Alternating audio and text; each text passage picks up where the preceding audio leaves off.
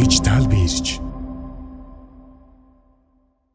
Блокчейний үүсэл ба хөгжил. Блокчейн технологиг бид захин мөн, захин гуйлга болон аюулгүй байдал, нууцлал, ялангуяа бүртгэлжүүлэлтийн хувьд жинхэнэ хувьсэл хийсэн бүтээл гэдгийг мэддэг. Тэгэхээр энэ бүгд хизэнээс эхэлсэн бэ. 1991 он судлаач эрдэмтэн болох Стюарт Хабер болон В. Скотт Сторниата нар анх блокчейн технологиг олон нийтэд танилцуулж байжээ. Энэ нь нэгэнт бичигдсэн зүйл, ахиж арилшгүйгээр үрдүүлдэг бүртгэлийн систем хийхийг зорьсон хэрэг байлаа. 1998 он компьютерийн ухааны эрдэмтэн Ник Сабо төвлөрсөн бус дижитал валют болох Bitgold-ыг хөгжүүлв. Энэ нь анхны төвлөрсөн бус тархмал блокчейн сүлжээ юм. Энэ сүлжээ нь ажиллахын тулд үйлдэл тухай бүр өндөр тооцоол буюу майнинг хийх шаардлагатай блокчейн сүлжээ байсан юм. 2000 он Стефан Констн блок хоорондын нууцлал аюулгүй байдлыг дэвшилтэд төвшөнд гаргасан криптографийн модель боловсруулав. Энэ нь бидний өнөөдрийг хүртэл хэрэглэж буй блокчейний нууцлал аюулгүй байдал юм. 2009 он Сатоши Накамото бид бүхний хамгийн сайн мэдих биткойныг үндэслэж биткойн peer-to-peer